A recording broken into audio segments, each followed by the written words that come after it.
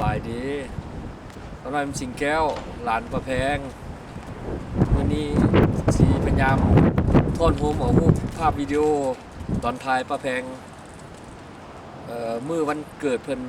86 ปีอยู่ที่วอล์กลิงตันนี่เฮ็ดเป็นวิดีโอใส่ YouTube แล้วเอาให้พี่น้องได้เบิ่งหมดทุกคนสิมี3ตอนนำกันตอนทำบิดแมนตอนลูกหลานกล่าวคำอวยพรอย่างเพิ่นตอนที่2สิแมนการพิธีสูตรมงคลอยู่บ้านเฮือนให้พรเพิ่นและตอนที่3สิแมนพิธีกันเพชรสู้ขวัญบาสีอยู่ที่ห้องอาคารเฮ็ดบุญและมื้อค่ำมีการล่าเลยทำเพลงไปพร้อมขอบใจ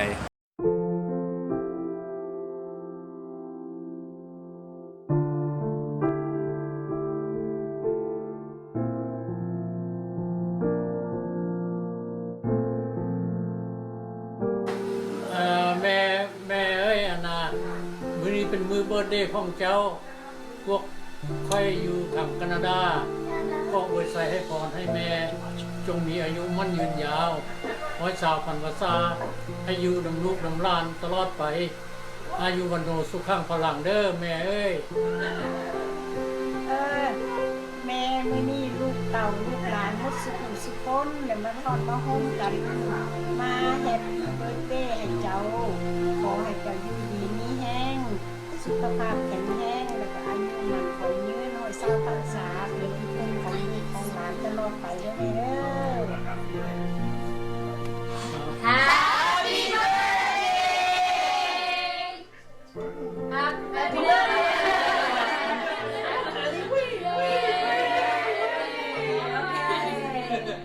สบายดีพ่อแม่ผู้อาวุโส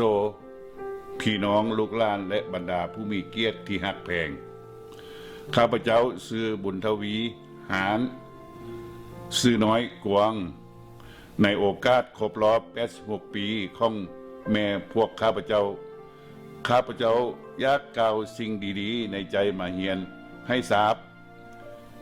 แม่เป็นลูกผู้กกของจังยกแห้งแม่เท่าแพงดีพอเท่าจังยกแห้งมีมูลเสือและความตั้งใจ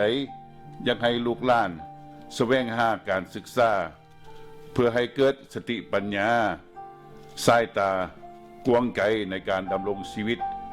ให้ดีขึ้นแม่แพงเองก็ได้รับการศึกษาอยู่โรงเรียนมวดหลวงพระบางและน้องๆของเพิ่นก็ได้มีโอกาสได้เห็นทุกๆคนเมื่อแม่มีอายุ17 ปีก็ได้แต่งงานกับเดหานผัดยวนซึ่งเป็นพ่อของพวกข้าพเจ้าและเดเองก็ได้เคยเป็นครูสอนอยู่เมืองจีนในระยะหนึ่งมาก่อนแห่งเหตุให้ครอบครัวพวกข้าพเจ้ายิ่งมีน้ำหนักในการศึกษาตลอดมาข้าพเจ้าก็ได้เรียนอยู่ไทยลาวไต้หวันและสหรัฐอเมริกาพ่อและแม่เป็นผู้ให้กำลังใจและสุขอยู่ตลอดมามื้อนี้ข้าพเจ้าปรารถนาอยากให้ลูกๆหลานๆของเพิ่นสืบนอต่อแนวมูลเสือดีๆของเพิ่นไว้ปฏิบัติต่อไปจะเป็นที่ประเสริฐของตระกูลตลอดกาลนานขอขอบใจในฐานะที่แสงเป็นลูกสะใภ้คนใหญ่ของยาลูกมีความประทับใจที่ยาได้เป็นแบบอย่างที่ดีให้แก่ลูกหลานมีความดีงามในการเฮ็ดการเว้าการกระทำทุกๆอย่างให้แก่พวกลูกและหลานอยู่เสมอยาทั้งเป็นกำลังใจที่สำคัญให้แก่พวกลูกและหลานมีความสุขในทุกด้านในการดำเนินชีวิตของครอบครัวลูกขอจดจำคำที่ยาได้แนะนำสั่งสอนความดีงามและบุญคุณของยาไว้ตลอดไปในครบรอบ86 ปีของยาลูกขออวยพรให้ยามีความสุขกาย สุขใจสบาย สุขภาพแข็งแรงจิตใจเบิกบาน เป็นโฮมโพโฮมไซให้แก่ลูกหลานตลอดไปเถิดขอบใจ เป็นมือครบรอบ86 ปีของแม่ตูแพง พวกลูกหลานทั้งหลายอยู่ทางไกลและไกลได้มาเต้าโฮมกันฉลองวันเกิด86 ปี ซึ่งแม่แพงเป็นผู้มีพระคุณอันสูงต่อลูกหลานและญาติพี่น้องที่มาฉะนั้นแม่แพงจึงเป็นผู้ที่ลูกหลานทั้งหลายนับถือและแม่แพงได้เป็นแม่และลูกได้เป็นแม่เป็นป้าเป็นอาเป็นพี่เป็นน้องของพวกผู้เฮาและแม่แพงจึงมีพระคุณอันสูงส่งแม่แพงได้มีลูกนำกัน5 คนหญิง2 ชาย3 หญิงผู้หนึ่งได้เสียชีวิตไปแล้วและขน้อยเป็นผู้ที่2เป็นลูกสาวผู้ที่2ของแม่แพงและได้มีหลานและลูกสาวและลูกชายและหลานนั้นก็เป็นเล่นของแม่แพงและมือนี้พวกลูกหลานและเล่นจึงได้พร้อมหน้าพร้อมตากันมาร่วมพิธีรอบวันเกิด86 ปีแม่แพงเป็นแม่ที่สมบูรณ์และให้การเกิดกำเนิดและเลี้ยงดูให้การอบอุ่นและให้การศึกษาดีและยังมีความเป็นห่วงนำลูกหลานและเล่นตลอดมาบุญคุณอันนี้แหละจึงให้หมู่พวกผู้ฆ่ามีความฮักและความถนอมและความรู้บุญคุณซึ่งเป็นอันบุญอันล้นเหลือที่ได้มาเกิดตระกูลของแม่แพงและห่านผัดยวนสุขสวงพวกผู้ฆ่าขอบคุณความดีจงมาบันดลบันดาลให้แม่แพงจงมีความสุขความเจริญความหุ่งเหืองและความก้าวหน้าตลอดไปเถิด สบายดีกราบเฮียนแม่ที่ฮักแพงและคือองสูงเฮียนบรรดาพ่อแม่พี่น้องที่ฮักแพงและคือทั้งหลายข้าพเจ้าชื่อว่าบุญรัตน์หานสุขสวงข้าพเจ้าเป็นลูกชายผู้ที่2ของพ่อหานพัดยวนและแม่แพงหานสุขสวงมื้อนี้ข้าพเจ้ารู้สึกปฏิสมซื่นที่สุดที่เป็นเจ้าภาพคนหนึ่งในการจัดงานบุญวันเกิดครบรอบ86 ปีให้แก่แม่ข้าพเจ้าตามธรรมดาแล้วงานนี้แม้ว่าจัดงานทุกๆปีที่เฟสโนรัฐแคลิฟอร์เนียขั้นขับหัวเท่านั้นแต่ว่าปีนี้พวกเขาได้ย้ายมาเฮ็ดอยู่เมืองวอชิงตันรัฐมินนิโซตาทางนี้ก็เพราะว่าพวกเขาใช้งานที่ใหญ่อันนึงอันซ่อมมาแล้วมันว่าน้องสายข้าพเจ้าบ่สามารถจะหยุดการเพิ่นใดและอัน3และแม้ว่าอยากให้พี่น้องป้องปายพวกเขาที่มาจากแคนาดาหันให้มาง่ายมันเก่าเพราะว่ารัฐมินนิโซตานี้ไกลกับแคนาดาเนาะข้าพเจ้าถือว่าการประสบผลสำเร็จในชีวิตของข้าพเจ้าทุกปัจจุบันนี้ส่วนใหญ่และมีมาจากผลงาน ที่เลี้ยงอันทึกตองของพ่อแม่ข้าพเจ้าให้แก่ข้าพเจ้าก่อนจะเว้าถึงบุญคุณของแม่นั้นข้าพเจ้าข้อเว้า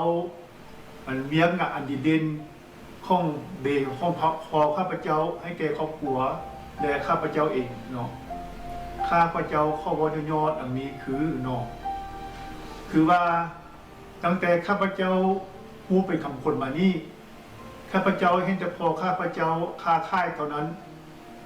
เพิ่นได้นำครอบครัวของเพิ่นไปค้าขายย้ายไปอยู่ไร่บอนไร่เมืองอยู่ภาคเหนือของลาวเส้นเมืองห้วยสายเมืองลุงลำธาเวียงจันทน์ล่วงพะบาง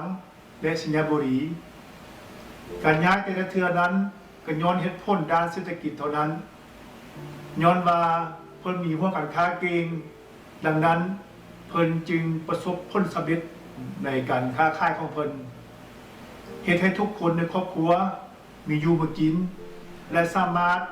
เฮ็ดเวียกให้ลาวโดยตามใจชอบตามครับสำหรับข้าพเจ้าแล้วแม่นว่าข้าพเจ้าได้จะไปเห็นซึ่งเมืองจันทพุนพอได้ส่งเงินข้าพเจ้าให้ข้าพเจ้าได้เซาเงินอยู่ได้ซื้อรถขี่ซื้อข้าวกินซื้อปืมเฮียนให้ข้าพเจ้าสามารถเขียนหนังสือปกติและสงบจนว่าข้าพเจ้าจะจบขั้นปริญญาแพทย์หมอในปี1978เนาะเพิ่นบ่เพียงแต่ว่าจะส่งเงินให้ข้าพเจ้าเขียนหนังสือเท่านั้นแต่เพิ่นยังได้ส่งเสริมกำลังใจข้าพเจ้าอีกด้วยเป็นต้นว่าเมื่อข้าพเจ้าเซ็นดิโปรมได้เพิ่นก็ให้ข้าพเจ้าไปเที่ยวไต้หวันเมื่อข้าพเจ้าเซ็นบักปริญญาได้เพิ่นก็ส่งข้าพเจ้าไปเที่ยวเมืองไทยทั้งที่ว่าข้าพเจ้าเองก็บ่อยากไปเท่าใดเพิ่นก็ไล่ให้ไปเนาะเมื่อ1980เมื่อข้าพเจ้าย้ายมาอยู่อเมริกาในเวลานั้นพวกเขายังทุกข์ยากอยู่ในฐานะอพยพอยู่ข้าพเจ้าต้องกลับไปเรียนวิชาแพทย์หมอขึ้นใหม่ถึงทุกคนในครอบครัวก็ให้ดีนำในนั้นแต่แม่นมาเด็กผู้หนึ่งทำกันที่สุดเพิ่นได้ส่งเงินผู้เฒ่าของเพิ่นที่มีจำนวนน้อยๆหั่นจำนวนหนึ่งไปให้ข้าพเจ้าได้เรียนแต่บ่จังบุญข้าพเจ้ายังบ่จบเทื่อเพิ่นก็ได้เสียชีวิตไปก่อนเนาะอันนี้เลยแม่นว่าผลงานอันดีเด่นของเพิ่นได้สร้างไว้ในครอบครัวของเพิ่นและข้าพเจ้าเองเนาะถ้ามาเว้าถึงบุญคุณของแม่แล้วมันเป็นว่ามีหลายคือกันเนาะมีหลายเป็นต้นว่าแม่หั่น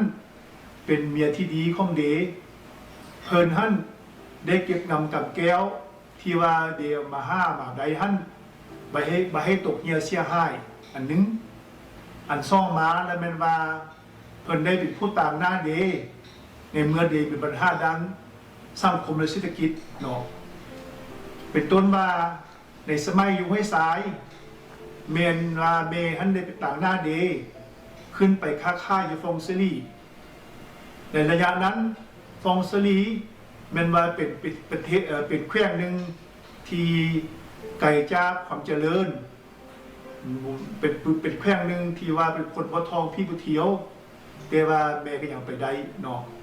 อันนึงในสมัยอยู่หลวงพระบางแม่นว่าแม่ได้ต่างหน้าเดไปดำรงขนส่งเวียงจันทน์หลวงพระบางเนาะในระยะนั้นในประเทศลาวยังมีเสื้อเนื้อไตอยู่กันไปกันมาก็มีความปลอดภัยแต่ว่าแม่ก็ไปได้เนาะในสมัยอยู่ฟองซิลีและแม่นว่าแม่ต่างหน้าเดไปวันนอกคอกคาเมไปซื้อข้าวไปซื้อฝ้ายไปซื้อไม้ซื้อว่าเวียกอันนี้มันเวียกผู้ชายเท่านั้นแต่ว่าแม่ก็เฮ็ดได้เนาะข้าพเจ้าจึงได้ว่าระยะหนึ่งท่านมันมาเพิ่นไปเก็บฝ้ายอยู่สิงห์บุรีท่านได้หลายแล้วก็ใส่เรือลงไปลองแต่สิงห์บุรีลงไปเชียงคานสารคามแต่ว่าบ่ไปจังบุญเหือได้ล่มแม่กับเสียชีวิตเนาะอันนี้เลยแม่นว่าผลงานอันย่อๆที่ว่าแม่หั่นได้ต่างหน้าเด ในเวียเมื่อเดือนมีปัญหาด้านสังคมและเศรษฐกิจเพิ่นสามารถเป็นผู้ต่างหน้าเฮ็ดเวียกอย่างมีประสิทธิภาพเนาะในเมื่อเว้าถึงหน้าที่ของแม่แล้วแม่นว่าเป็นแม่ที่ดีที่สุดเพราะว่าแม่ท่านได้เบิ่งลูกทุกคนได้เลี้ยงลูกทุกคนด้วยความบริสุทธิ์ผุดพองให้ทุกคนท่านได้มีอยู่มีกินได้ทำได้เฮียนให้ทุกคนฮักทุกคนสม่ำเสมอกันเนาะเพิ่นบ่เพียงแต่เบิ่งลูกของเต้าเท่านั้นเพิ่นยังได้เบิ่งไปฮอดพี่ฮอดน้องหมดทุกผู้ทุกคนบ่ว่าเขาเจ้าอยู่ไสบ่ว่าเขาเจ้าชีอยู่เมืองจีนบ่อยู่เวียดนามบ่อยู่เมืองไทยบ่อยู่เมืองลาวบ่แม่นว่าเพิ่นไปแค่ได้ซื้อไป5เดินทางไป5ไปซอยเขาเจ้าสัมปติซอยใดหั่นแหละจนว่าให้เขาเจ้าหั่นมมจับความทุกข์ความยากเนาะอันนี้แล้วแม่นว่าผลงานอันย่อที่ว่าแม่ได้ซอยครอบครัวและข้าพเจ้าเองเนาะสรุปแล้วและแม่นว่าแม่กับเดหั่น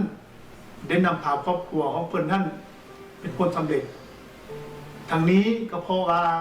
เดหั่นเป็นผู้นำพาแม่หั่นเป็นผู้ช่วยทั้งสองคนเพิ่นหั่นมีความฉลาดหลักแหลมมีความมนาอดทนเฮ็ดเวียกหั่นช่วยทุกๆคนด้วยความจริงใจอยากให้ทุกๆคนท่านประสบผลสำเร็จเนาะทั้งสองคนเพิ่นท่านมีความกันอย่างประสานสมทบอย่างสุภาษิตกล่าวที่ว่าพวกทักเมเซลพวกแก้วเมทิพเนาะข้าพเจ้านี่จะบ่ลงลืมบุญคุณของเพิ่นจักเทื่อข้าพเจ้านี่พอใจทั้งหมดทุกสิ่งทุกอย่างเพื่อที่เพิ่นได้เฮ็ดนำครอบครัวและข้าพเจ้าเองและข้าพเจ้าคิดว่าถ้าหากทับน้ำมีแท้ข้าพเจ้านี้ข้อเกิดอำเภอเทื่อมาอีกเทื่อนึงเนาะข้าพเจ้าก็เชื่อใจที่ว่าบ่ได้เบิ่งพอข้าพเจ้าแต่ว่าเป็นยังมีบุญวาสนาอยู่ที่ได้เบิ่งแม่ของข้าพเจ้าสู่มือนี้ข้าพเจ้านี่ขออวยพรให้เพิ่นท่านจงมีสุขภาพเข้มแข็งปราศจากโรคภัยไข้เจ็บให้มีชีวิตยืนยาวนานแล้วก็ขอให้เพิ่นท่านเป็นต้นโฮมผูโฮมใส่แก่ลูกแก่หลานและสังคมดาต่อไปเถิดขอขอบใจ สบายดีข้าน้อยชื่อว่าผิดหานสุขสงข้าน้อยเป็นลูกไผ่ผู้ที่2ของแม่ได้อยู่นับข้าน้อยประมาณ20 กว่าปีมาแล้วใน20 กว่าปีนี้ข้าน้อยได้เรียนหลายสิ่งหลายอย่างจากแม่บ่ว่าแต่การอยู่การกินเข้าวัดเข้าวาหรือว่าหลายสิ่งหลายอย่างที่พาให้ข้าน้อยได้เรียนจากเพิ่นพาให้ข้าน้อยเข้าสังคมลาวได้ข้าน้อยก็พยายามเรียนทุกสิ่งทุกอย่างที่แม่สอนให้เพราะว่าแม่เป็นคนฉลาดเข้มคงเรียบร้อยและอดทนแต่ว่ากระบบเป็นตะบุญข้าน้อยก็เรียนบ่ได้เฮ็ดบ่ได้ทุกสิ่งทุกอย่างที่เพิ่นสอนให้แต่ว่าข้าน้อยก็คิดว่าข้าน้อยก็พยายามที่เรียนต่อไปขอว่าข้าน้อยที่เฮ็ดได้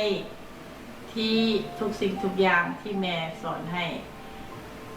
แล้วมื้อนี้ข้าน้อยอยากขออวยพรให้แม่อยู่ดีมีสุขมั่นยืนเป็นต้นโฮมโพโฮมไซให้พวกข้าน้อยและลูกหลานเบิดทุกคนขอบใจ สบายดีญาติพี่น้องมาแต่ใกล้และไกลเช่นฝรั่งแคนาดาและทั่วสหรัฐอเมริกาครอบครัวหมอนพี่อูดพร้อมด้วยลูกทั้ง3อยากจะเล่าเล็กน้อยเรื่อง